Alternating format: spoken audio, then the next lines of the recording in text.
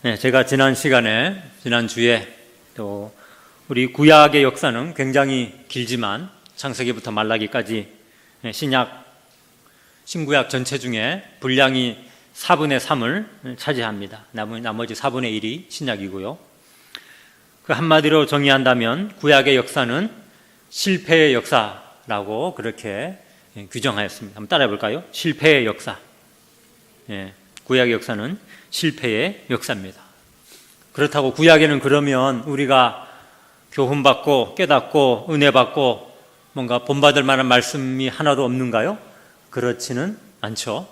물론 구약 성경에도 신약과 마찬가지로 하나님 백성이 들어야 하고 또 받아야 하는 유익한 말씀들이 많이 있습니다. 그런 사건들, 그런 계명들이 많이 있죠. 사도 바울이 디모데후서 3장 16절에서 모든 성경은 하나님의 감동으로 된 것으로 그때 뭐라 합니까? 교훈과 책망과 바르게 함과 의로 교육하게 유익하다. 바울이 말하는 모든 성경은 1차적으로 구약 성경입니다. 그때는 신약 성경이 온전하지 않을 때이기 때문에 구약 성경도 우리 성도들이 신약 성도들에게 교훈과 책망과 바르게 함과 또 의로 교육함을 줍니다. 우리는 믿음에 대해서 성도들이 살아갈 삶에 대해서 우리가 얼마든지 구약 성경을 통해서 교훈을 받지만 그러나 더 큰 맥락에서 보면 전체적인 흐름에서 보면 구약의 역사 그 내용은 아직 불완전하고 아직 부족합니다. 구약만 가지고는 온전한 것을 깨달을 수 없고 온전한 생활을 할 수도 없는 것이죠. 그래서 구약은 한마디로 말하면 실패의 역사다. 그러니까 뭐가 필요할까요? 그러면 그 실패를 역전시킬 만한 그 실패를 회복할 만한 뭔가가 있어야 되지 않습니까? 그것이 바로 신약에 나타납니다. 예수님께서 첫 말씀이 회개하라 천국이 가까웠다. 이 실패한 인생들아 돌이켜서 이제 하나님 나라 천국 하나님의 통치를 받아들이라 라는 것입니다. 그 실패의 역사는 우리가 잘 아는 것처럼 에덴 동산에서 시작합니다. 선악과 먹지 말라는 것 따먹고 실패하죠. 아담의 후손들은 어떻게 됩니까? 점점 하나님을 떠나고 멀어지다가 노아 홍수라는 엄청난 심판을 받습니다. 그 노아의 홍수들은요, 심판받았으면 정신을 차려야 하지만 또 그들도 여전히 하나님을 반역하다가 또 바벨탑 사건을 통해서 흩어지게 됩니다. 그 흩어진 민족 가운데 하나님이 한 사람을 택해서 아브라함을 통해서 한 민족 이스라엘 백성을 세워서 한 나라를 만들었는데 오늘 읽은 말씀 보니까 이 이스라엘도 어떻게 됐어요? 실패했습니다. 오늘 말씀 제목처럼 하나님이 이스라엘 온 족속을 버리셨습니다. 북이스라엘, 남유다 하나님이 다 버려서 그들은 실패한 사람들, 실패한 나라가 된 것입니다. 물론 이스라엘도 세부적으로는 광야 생활도 여러분 실패한 역사죠. 광야 생활 40년 동안에 이스라엘 백성들이 계속 하나님을 향하여 배반하고 반역하고 불평하고 원망하고 그들이 다 죽기까지 그렇게 했습니다. 가나안 땅에 초기 정착하는 과정에서도 그들은 하나님을 버렸습니다. 그래서 한 세대 지나자마자 이제 바알들 섬기고 가나안의 우상들을 섬기고 암흑시대, 사사시대로 접어들었던 것이죠. 마지막으로 왕이 세워진 이후에도 그들이 범죄하고 나라가 쪼개진 나라가 북이스라엘이 먼저 망하고 남유다가 후에 뒤따라 망하는 그런 내용이 오늘 이 말씀에 기록되어 있는 것입니다. 그렇기 때문에 구약을 여러분들이 읽는다면 도대체 그러면 이 실패하는 인생들과 역사 가운데 뭐가 필요한 것인가? 뭔가 새로운 것이 필요한데 그것이 무엇일까 하는 마음으로 읽어야 하는 것입니다. 우리 믿음의 선배들은 그것을 뭐라 했는가 하면 구약을 읽을 때도 우리는 신약의 빛 안에서 읽어야 한다라고 그렇게 말했던 것이죠. 오늘 읽은 본문 한번 보시기 바랍니다. 우리가 열왕기하 17장을 읽었는데요. 열왕기 상하 이 성경은 여러분 잘 아는 것처럼 10명의 왕이 아니라 모든 왕들, 남북 이스라엘의 10왕들에 대한 이야기입니다. 솔로몬 왕부터 시작해가지고 마지막 유다의 시드기야 왕까지 약 40여 명의 왕들의 이야기가 간략간략하게 기록되어 있습니다. 특별히 열왕기서는 남유다, 북이스라엘 중에서 북이스라엘 왕들의 조금 더 비중을 두고 기록되어 있습니다.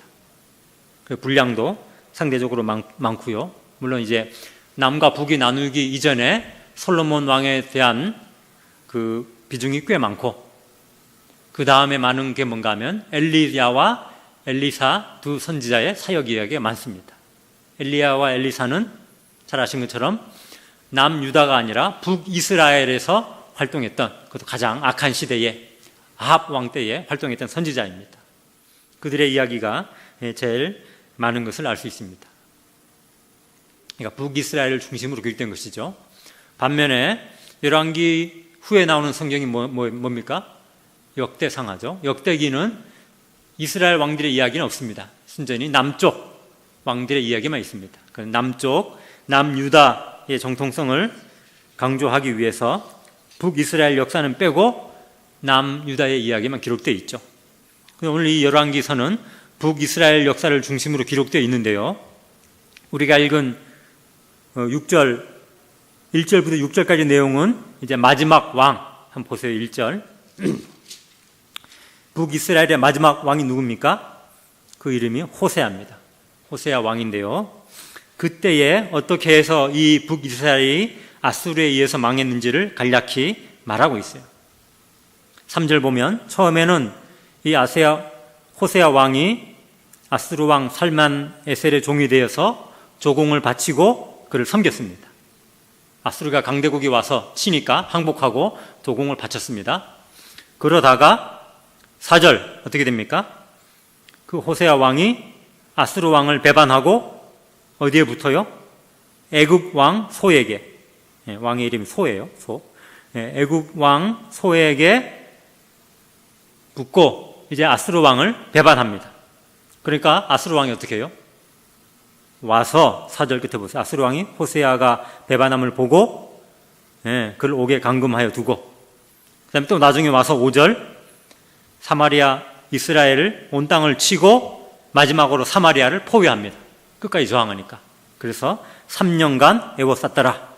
5절에 3년이 어떻게 됩니까? 6절 호세아 왕 제9년에 아수르 왕이 사마리아를 점령합니다. 3년 동안 버텼지만 이제 성이 함락당하고 이제 사마리아가 함락됨으로 북이스라엘은 완전히 멸망한 것입니다. 멸망해서 이스라엘 백성들을 아수르로 다 포로로 잡아갔다라고 하는 북이스라엘 이 나라의 마지막 멸망 사건을 앞에 기록하고 있어요. 6절까지.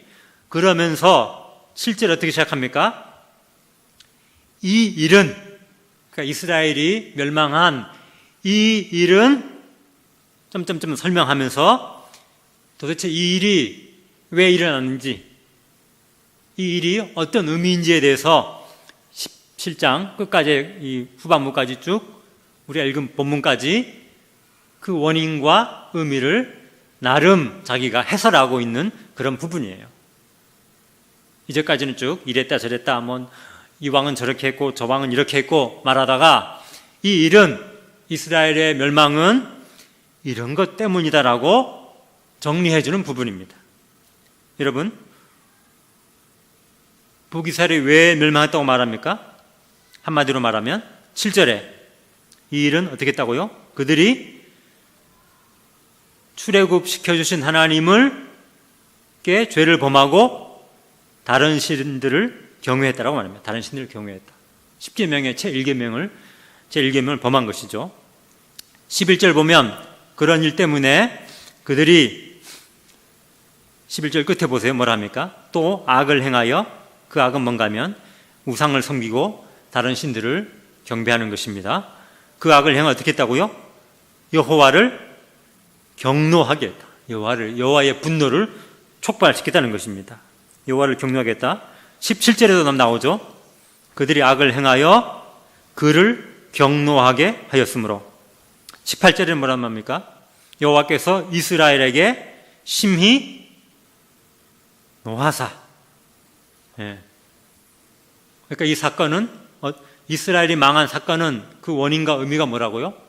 북이스라엘이 하나님을 저버리고 다른 신들을 섬겨서 하나님의 분노를 촉발함으로 일어난 하나님의 심판이다라고 그렇게 그 역사의 의미를 해석해 주고 있는 것입니다.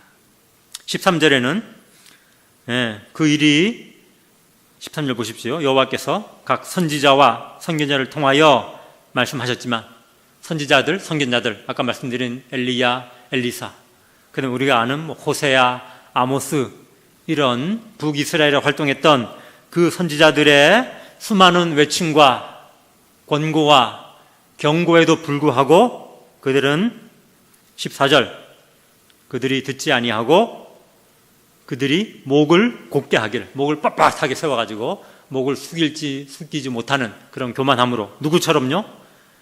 그들의 하나님을 믿지 않던 그들의 조상들처럼 광야에서 목이 곧아서 하나님께 원망만 하고 불평만 하고 결국 멸망의 길을 갔던 그 조상들처럼 그렇게 했다는 것입니다. 그러니까 하나님이 그들을 어떻게 하십니까? 18절 여호와께서 심히 노하사 그들을 그의 앞에서, 하나님 앞에서 어떻게 했다고요? 제거하셨다. 하나님이 노하사 이스라엘, 북이스라엘 백성들을 하나님 앞에서 제거하셨습니다.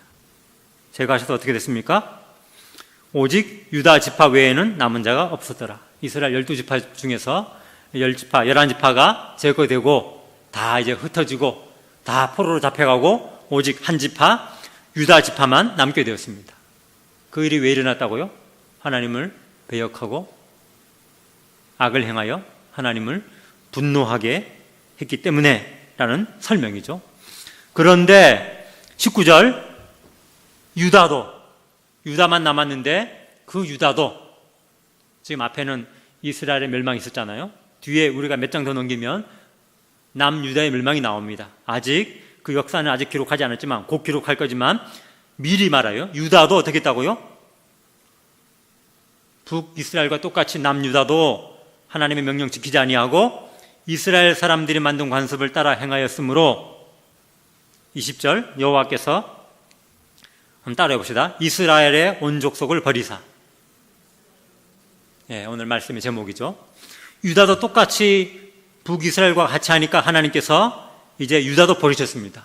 그럼 결국은 이스라엘 12족속, 온 족속을 하나님이 버려서 괴롭게 하시고 노략군의 손에 넘기시고 마침내 그의 앞에서, 하나님 앞에서 쫓아내셨다라는 것이 이 열왕기를 기록하는 이 저자의 결론이에요.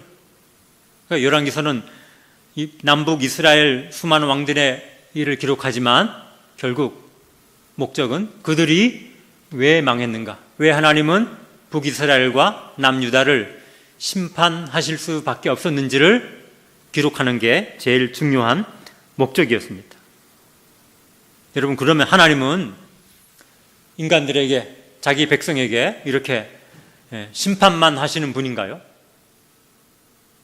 아담과 하와가 선악과를 먹으니까 심판하셨잖아요. 애들을 쫓아내시고, 가인이 살인하니까 또 쫓아내시고, 아담의 후손들이 범죄하니까 홍수로 심판하시고, 노아 후손들이 또 반역하니까 바벨탑 사건을 통해서 다 흩어버리시고, 이스라엘 백성들이 불평하고 원망하니까 광야에서 40년이나 뺑뺑이 돌리면서 다 죽게 하시고, 사사시대에는 또 하나님을 버리고 우상 숭배하니까 이제 외부 다른 이방 민족의 손에 붙여서 계속 고통당하게 하시더니 결국 하나님께서 당신의 손으로 애지중지 키우시고 애써 만든 그 구약의 하나님 나라를 할 수 있는 그 이스라엘, 그 온 족속을 이제는 다 버리고 쫓아내셨다.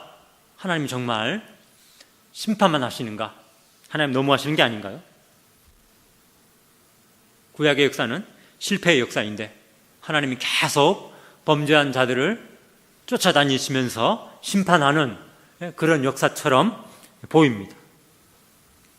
하나님이 너무 완벽하고 조금의 흠도 허락하지 않으니까 그래서 그런 건가요?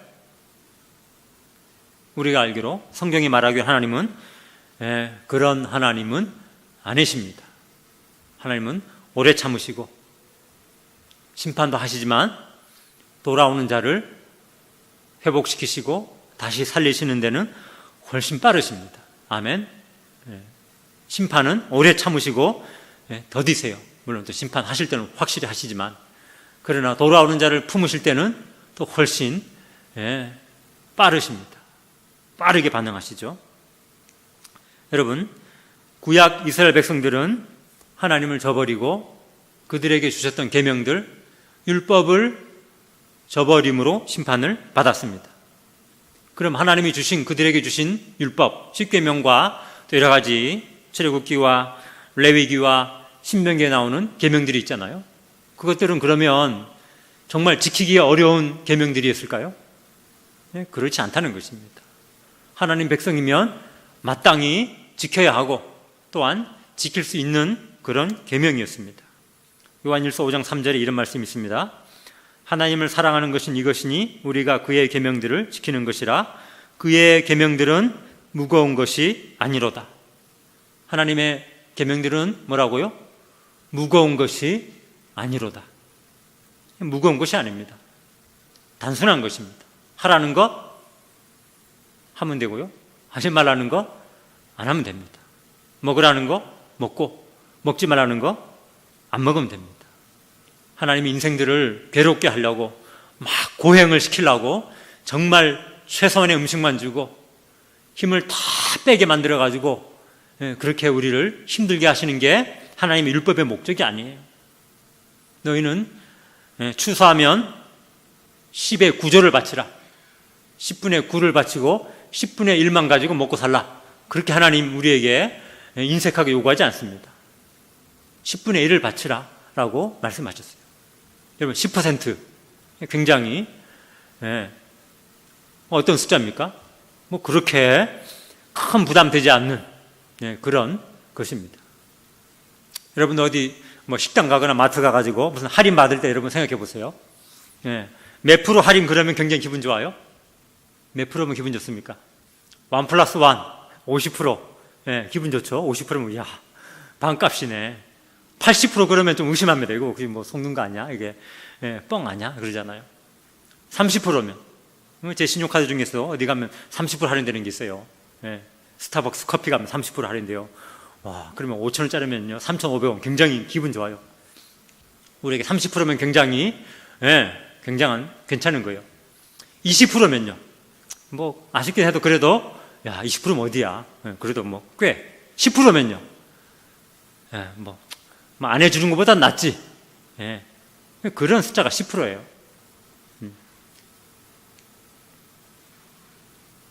하나님이 90%를 바쳐라 그러면 정말 하나님은 비현실적인 하나님이었을 것입니다. 50% 바쳐라 그랬어도 참 뭐 우리가 인정하지만 참 하나님 너무하시네. 30% 바쳐라 그래도 좀 하나님 좀 그랬을 거예요. 10% 바쳐라 하는 것은요 마땅히 인생들이 좀만 마음만 있으면 행할 수 있는 그 정도 수준인 것입니다. 다른 것도 마찬가지예요. 하나님이 우리에게 뭐 재물을 바치라 할 때에 우리의 소유와 재산을 다 초월해가지고 정말 힘들게 하라 그렇게 하지 않습니다. 마음을 들여서 하라, 마음을 다하여 사랑하라고 하지만 그렇게 무리한 거 요구하지 않으시죠.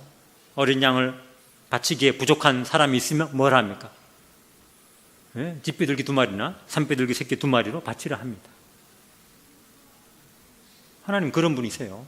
어린 양 한 마리에 요즘 시세, 우리나라 시세로 한 60만 원 합니다. 양 한 마리 60만 원 해요. 비싸죠. 60만 원 부담되는 분 있잖아요. 있을 수 있죠. 비둘기 2마리 얼마 할까요? 비둘기는 팔지도 않지만 비슷한 종류 닭으로 하죠. 닭. 비둘기 새끼니까 닭 새끼, 삼계탕용 닭 2마리 얼마 해요? 얼마 안 할까요? 뭐 한 마리 3,000원, 뭐 1 플러스 1 걸리면 2마리 3,000원밖에 안 해요. 60만 원 부담되면 3,000원짜리 예물을 갖다 바치는 것도 하나님이 받으세요. 하나님 율법은 그런 것입니다. 무리한 것, 초인적인 것 하나도 없습니다. 곡식을 베다가 길 모퉁이에는 남겨라. 누구를 위해서요? 가난하고 불쌍한 고아와 과부를 위해서, 들짐승을 위해서 남기라. 그런 것입니다. 우상을 섬기지 말라. 우상 안 섬기는 게 그렇게 어렵습니까? 그 자체가 어려운 것이 하나도 없는 것입니다. 하나님의 모든 계명들은 하나님의 성품에서 나오거든요. 하나님, 내가 거룩하니 너희도 거룩하라. 하나님은 사랑이시기 때문에 너희도 서로 사랑하라. 하나님의 모든 계명들은 하나님과 그 명령을 받는 그 대상과의 관계에서 나옵니다.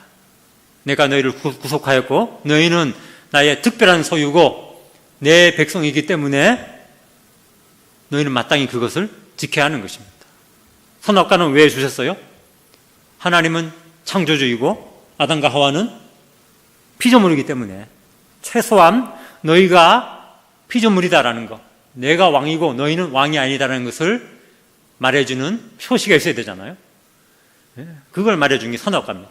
선악과가 그 모든 과일 중에 가장 아름답고 가장 맛있을 것 같고 도무지 따먹지 않고는 견딜 수 없는 그런 유혹이 아니에요. 그런 수많은 과일 중에, 탐스러운 과일 중에 하나였을 뿐이에요. 그들이 다른 눈으로 정말 하나님 우리한테 왜 그거 먹지 말라 해가지고 우리 눈을 어둡게 하는가? 하나님은 우리를 미워하시는 것 같아. 우리가 하나님처럼 되는 거 하나님이 싫어하시는 것 같아. 그렇게 하나님을 좀 삐딱한 눈으로 보니까 그게 더 유혹이 돼가지고 탐스럽고 먹음직스러워 보였던 것이지, 그 어떤 인생도 따먹지 않을 수 없는 그런 종류의 특별한 과일이 아닌 것입니다. 그냥 안 먹어도 되는 것이에요.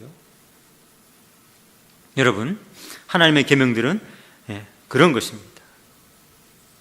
마땅히 지켜야 하고 마땅히 지킬 수 있는 것들. 또 하나님 그걸 아주 완벽하게 지키지 않으면 무조건 심판한다, 그렇게 말씀하지도 않으세요. 우리가 부주 중에 범죄하기도 하고 실수로 죄 짓기도 하잖아요. 그러면 구약 이스라엘 백성은 어떻게 합니까? 부주 중에 죄 지었으면 이렇게 속죄제를 갖다 바쳐라, 이렇게 속건제를 드리라, 그렇게 제사를 통해서 그 죄를 용서받을 수 있는 길을 다 열어두셨습니다. 그럼에도 불구하고 오늘 말씀은 북이스라엘이 결국은 멸망했고 남유다도 그들을 따라서 멸망했다라고 말합니다. 그러니까 그들이 정말 열심히 그걸 다 지켰지만 그들은 정말 미처 알지 못했던 조그만한 그거 하나님이 흠잡아가지고 그들을 치신 게 아니에요. 하나님은 그렇게 우리를 신적인 기준으로 우리를 대하지 않으세요. 그냥 모든 인생이 상식적으로 알 수 있는 기준으로. 그들이 왜 멸망당했습니까? 나 외에는 다른 신을 두지 말라 하신 그 말씀을 정면으로 얻기 때문에 그런 것입니다. 아무 형상도 만들지 말라 했지만 금송아지 형상을 만들었기 때문에 그랬던 거예요. 그건 자기도 알고, 이스라엘 백성 아니더라도 주변에 있는 이방 민족들이 하나님이 이 계명을 주셨는데 이스라엘 백성들이 이렇게 행했는데 이게 맞냐 틀리냐, 누구나 100이면 100사람, 삼척동자도 수긍할 수 있는 그런 수준의 죄를 범했던 것입니다. 그들은 정말 하나님의 수준은 박사학위를 여러 개 받은 사람만이 연구하고 깨달아가지고 발견한 사람만이 순종할 수 있는 그런 게 아니에요. 그건 저 이단들이 하는 것이죠. 이단들, 신천지든 누구든 다 하잖아요. 자기들이 뭘 비밀한 계시를 받았다 그러고 깨달았다 그러고 그래서 이걸 알아야 된다 그러고 이걸 모르면 지옥 간다 그러고, 그렇지 않습니다. 하나님의 말씀은 지극히 상식적이고 지극히 우리 인간이 행할 수 있는 그런 수준이에요. 하나님이 너무하신 게 아닙니다. 누가 너무한 겁니까? 인생들이 너무한 것입니다. 하나님이 너무 심한 게 아니라 그 백성들이 너무 심했습니다 라고 열왕기 하를 기록한 이 저자가 지금 17장 본문을 통해서 말하고 있어요. 그래서 자꾸 반복해 쓰잖아요. 이 일은 그들이 하나님께 배역하고 이런 우상을 섬겼다는 것을 7절에도 말하고 15절에도 말하고 17절에도 계속 반복해 쓰잖아요.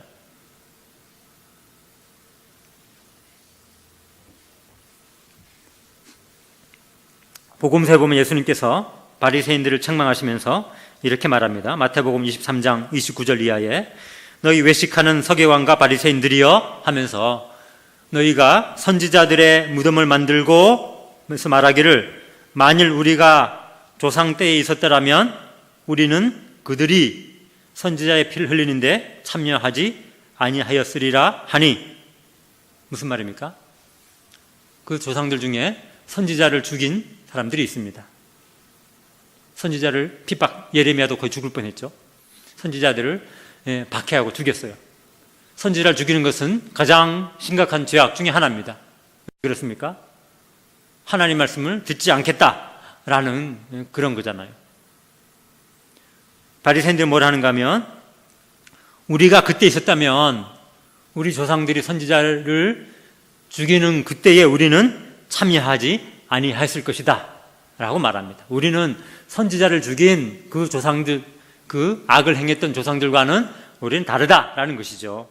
예수님이 뭐라는가 하면 그러면 너희가 선지자를 죽인 자손임을 스스로 증명함이로다. 너희는 그럼 선지자를 죽인 그 자손들이구나 라고 말하는 것입니다. 바리새인들 말하기 우리는 그때 살았더라면 선지자를 죽이지 않고 하나님의 말씀을 잘 들었을 그런 사람들로 말하는데 예수님 말씀은 그것은 굉장한 오해라는 것입니다. 무지라는 것입니다. 너희들이 너희 조상들과는 다른 본성을 가지고 있고 너희 조상들과는 다른 행위를 하고 있다라고 말하지만 너희는 너희 조상들과 똑같다라는 것입니다. 어떻게 살 수 있습니까? 하나님이 보내신 가장 위대한 선지자인 예수님을 거부하고 예수님을 지금 잡아 죽이려고 하고 있기 때문에 그렇습니다. 예수님 시대에 바리새인들이 어떻게 생각했습니까? 자기들은 율법을 잘 지키고 있다라고 스스로 확신하면서 우리는 선지자를 죽이고 멸망의 길로 갔던 우리 조상들과는 종자가 다르고 그 시대에 있어서도 하나님의 율법을 잘 안 지켜도 대강만 지키고 우리처럼 철저히 지키지 않는 일반 백성들과는 우리는 차원이 다르다, 클래스가 다르다라고 말하고 있는 것에 대해서 예수님이 책망하고 있습니다. 그들은 얼마나 클래스가 다르냐 하면요, 율법을 좀 더 철저히 지키기 위해서 예를 들면 안식일을 기억하여 거룩히 지키라, 아무 일도 하지 말라 그랬잖아요. 그럼 어디까지가 일하는 것이냐 아니냐 그건 모르잖아요. 밭에 가서 호미질 하는 게 일일까 아닐까요? 그 정도면 당연히 다 대부분 일로 인정하잖아요. 그럼 뒤뜰에 있는 나물 하나 뜯는 거, 상추 몇 장 따는 거, 점심 먹으려고, 그건 일인가요 아닌가요? 그 일인가요 아닌가요? 그럼 일일 수도 있고 아닐 수도 있고 어떤 사람은 그건 뭐 일이냐? 그럼 이 사람들이 그런 거 성경에 일일이 없으니까 뭐 합니까? 혹시 나는 일이라고 생각 안 해서 따먹었는데 이게 일한 게 돼가지고 하나님의 안식일 계명, 사계명을 법만 같으면 안 되잖아요. 그래서 그들이 모여가지고 그럼 어디까지가 일인지를 철저하게 그들이 연구해가지고 규명했어요. 안식일 할 수 있는 거. 짐은 20kg 이상 들지 마라. 이런 식으로. 길을 갈 때는 2kg 이상 가면 안 된다. 그렇게. 불을 켤 때는 뭘 어떻게 해라. 안식일에 예를 들면 이제 옷이 찢어졌어요. 그럼 우리 식으로 말하면 이제 교회 가려면 꿰매야 되잖아요. 꿰매는 건 일인가 아닌가? 그래도 찢어져도 옷 입고 가면 안 되니까 꿰매는 건 일이 아니다. 근데 이걸 꿰매기 위해서 바늘구멍에 실 넣는 거 굉장히 힘들잖아요. 그건 일이다. 그렇게 규정했다니까요. 재밌죠?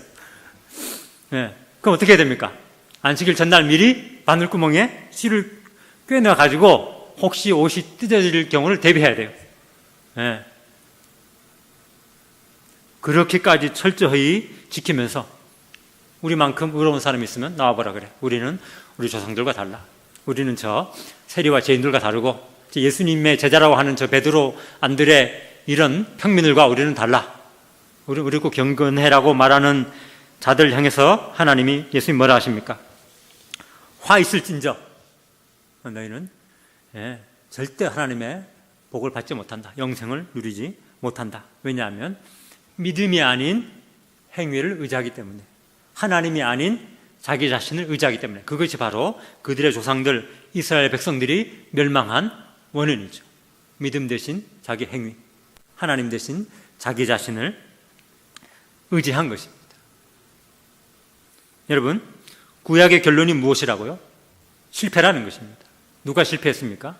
이스라엘이 실패했죠. 물론 이스라엘 앞에 나오는 그 인류가 실패했죠. 아담의 실패, 아담의 자손들의 실패, 노아의 후손들의 실패.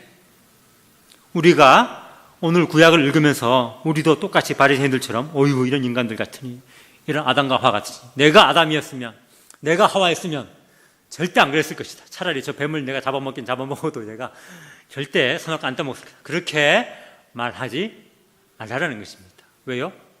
우리는 아담과 똑같은 인간, 아담의 후손이고, 바리새인들이 이스라엘의 자손인 것처럼 우리도 똑같은 인생이기 때문에 저런 인간들 같으니 나 같으면 안 그랬을 걸, 그렇게 말하지 말라는 것입니다. 뭐 저런 인생들이 있는가 할 것이 아니라 우리는 뭐라 말해야 됩니까? 광야에서 하나님께 계속 불평하고 원망하는 인생들을 보면서 하나님, 나는 이렇게 되지 않게 해주셔서 감사합니다.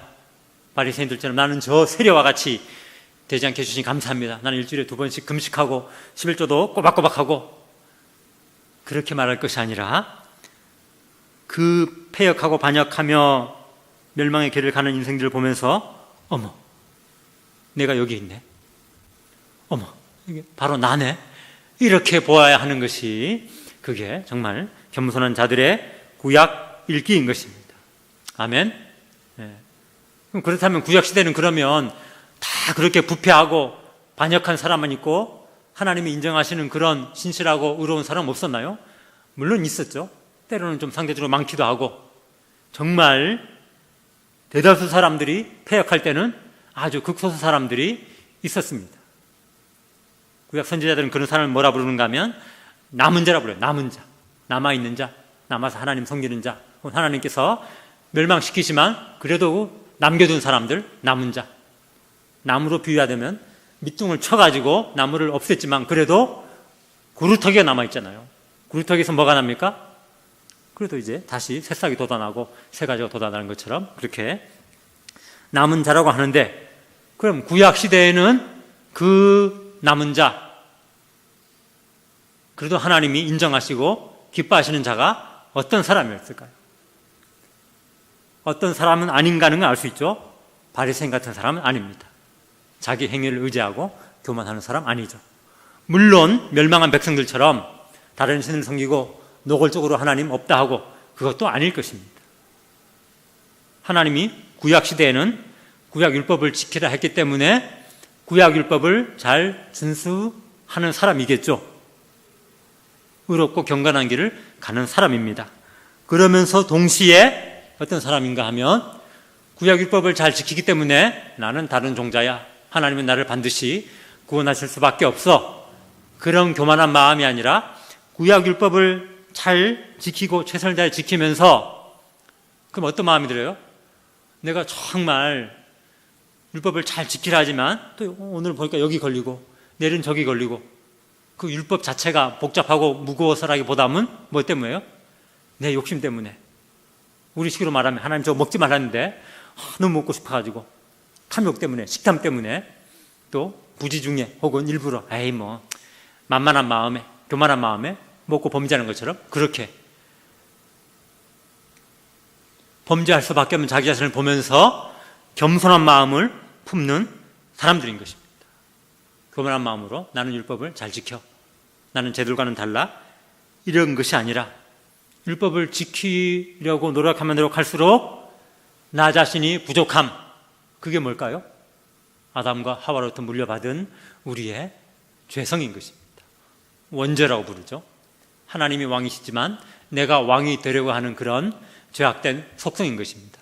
그것이 내 속에 있음을 알고 내가 율법을 잘 지키는 다른 사람과는 다른 백성이라고 떠버리는 대신에 겸손히 하나님께 엎드려서 뭘 기다리는 사람입니까? 더 완전한 것. 내가 죄 지을 때마다 어린 양을 들고 가난하면 집비둘기 새끼 2마리를 들고 나갈 때마다 하나님의 용서를 경험하지만 뭔가 불완전하잖아요. 그럼 뭘 기다려요? 하나님의 완전한 속죄, 하나님의 용서하심, 그거를 기다리는 사람인 것입니다. 그러므로 여러분, 구약 백성들 중에 율법을 정말 잘 지킨 사람, 바리새인처럼 이상하게 지킨 사람 말고요, 정말 순수하고 겸손한 마음으로 잘 지킨 사람은 예수님이 딱 왔을 때 어떻게 반응했을까요? 어떻게 반응했을까요? 드디어 오셨구나. 누가 오셨어요? 물론 그들이 율법 잘 지킨 것에 대해서 칭찬하고 인정해 주시는 분이 오시기도 했겠지만 그것보다는 뭡니까? 정말 율법을 잘 지키고 싶지만 정말 너무나 부족한 나에게 율법 말고 믿음의 놀라운 선물을 주실 분이 드디어 오셨구나라는 마음으로 그분을 영접하고 그분 앞에 가서 엎드리는 것입니다. 그게 참 이스라엘 사람이에요. 여러분 성경 읽다 보면 요한복음 1장에 예수님께서 참 이스라엘 사람이라고 인정한 사람이 한 명 나옵니다. 요한복음 1장 47절에 나오는 나다나엘을 예수님께 나오는 것을 보고 예수님이 뭐라 하는가 하면, 보라 이는 참으로 이스라엘 사람이다. 참으로 이스라엘 사람이다. 그 속에 간사한 것이 없도다. 나다나엘 보니까 참 이스라엘 사람이다. 요즘 젊은 사람들 하면 리얼, 진짜 이스라엘 사람이다. 그럼 다른 사람은 뭐라는 거예요? 가짜란 거잖아요. 누구요? 그 뭐 자기 율법 잘 지킨다고 뽐내는 바리새인이나 그 유대인들, 예수님 영접하지 않는 그 사람들은 가짜, 왜곡된, 이상한, 목이 뻣뻣한 이스라엘이고, 이 나다나엘은 참 이스라엘 사람입니다. 그 속에 뭐가 없다고요? 간사한 것이 없다. 기만적인 것이 없다. 스스로 속이지 않는다. 뭐뭐인 척하지 않는다. 뭐뭐인 척한 사람이 누굽니까? 바리새인과 서기관인들. 어떤 척 했어요? 나는 율법을 꽤 잘 지키니까 나는 당연히 하나님의 은혜와 구원과 축복을 받는 사람이야. 그런 사람인 척하지 않고, 그렇다고 율법을 다 거부하고 지멋대로 방탕하게 살지도 않습니다. 율법을 잘 지키려고 노력하지만 그것을 자기의 자랑거리로 삼지 않고 자기의 연약함과 부족함, 죄인됨을 알고 하나님께 엎드릴 줄 아는 참 이스라엘 사람이다. 너 나다나엘아. 그렇게 칭찬하시는 거예요. 우리가 잘 아는 요한복음 1장 12절 말씀, 영접하는 자, 곧 그 이름을 믿는 자들에게는 뭐라 그랬어요? 하나님의 자녀가 되는 권세를 주셨다. 그 요한복음 1장 12절이거든요. 11절에 뭐라 하는가 하면, 예수님께서 자기 땅에 오셨으나 자기 백성이 영접하지 아니하였으나. 예수님이 자기 땅에 왔어요. 자기 땅이에요. 자기 백성이에요. 그럼 예수님 누구예요? 자기 땅 하니까 왕이잖아요. 왕이 왔지만 영접하는 사람이 없어요. 왜 없습니까? 왕으로 인정하기 싫다는 거죠. 내가 왕인데. 예수님을 진짜로 기다리는 사람이 여러분 진짜 구약의 참 이스라엘 사람이고요. 하나님이 그런 사람들을 구약 백성 중에서 언제나 남겨두셨습니다. 마치 그 타락한 시대에 노아 한 사람, 노아 가족들을 당대의 완전한 자요 의인이요 하나님과 동행하는 자로 남겨두신 것처럼 남겨두셨어요. 그렇게 남겨두셨고, 그렇지만 대부분 다수의 사람들은 하나님보다 자기를 의지하고 하나님보다 자기가 스스로 왕됨으로 가다가 지금 멸망당한 기록이 열왕기하 17장의 이 기록인 것입니다. 여러분, 우리가 이 말씀을 마지막으로 우리가 어떻게 받아들여야 될까요? 이스라엘의 실패는 나의 실패로 받아들이시기 바랍니다. 아멘. 이스라엘 실패는 나의 실패로 받아들이는 것입니다. 그럼 이스라엘의 소망은 그럼 뭘로 받아들입니까? 나의 소망. 그 소망이 뭘까요? 나의 행위와 나의 의지와 나 자신으로는 되지 않는다는 것입니다. 나의 구원은 내 속에서 나 자신에게서 도무지 일어날 수 없다는 것입니다. 그럼 나 말고 외부에서 와야 됩니다. 하나님이 보내주셔야 돼요. 그 하나님이 보내주셨다뇨. 누구를? 예수 그리스도를. 또 누구를? 하나님의 영, 성령님을 보내주신 것입니다. 누구에게 보내주십니까? 하나님의 계명을 알고 지키려고 노력하는 사람. 노력하면 할수록 정말 나 자신이 아무것도 없구나. 내가 그거 좀 지켰다는 거 아무것도 자랑할 거리가 없고 그런 마음으로 겸손히 나아가는 것. 그럼 그게 믿음이고 여러분 그게 우리가 살아가야 할 바인 것입니다. 그런 점에서 여러분 구약과 신약은 똑같습니다. 구약 백성도 뭘로 구원받아요? 그리고 그 믿음으로 구원받는 것입니다. 구약은 행위로 구원받고 이게 아니에요. 구약도 그 믿음으로. 어떤 믿음요? 내가 율법을 지키지만 그 율법을 내가 자랑하지 않고 정말 하나님이 누군가를 보내주셔야 한다는 것입니다. 우리 신약 백성들은요, 누군가를 보내주셔야 하는데 그 보내주신 분이 누군지 알죠. 그 이름도 알고 어떻게 오셨는지도 뭐 하셨는지 아는 그분만이 지금도 나의 소망이라는 것을 깨닫고 날마다 주님 앞에 엎드리시는 이 한 주간 되시기를 간절히 바랍니다.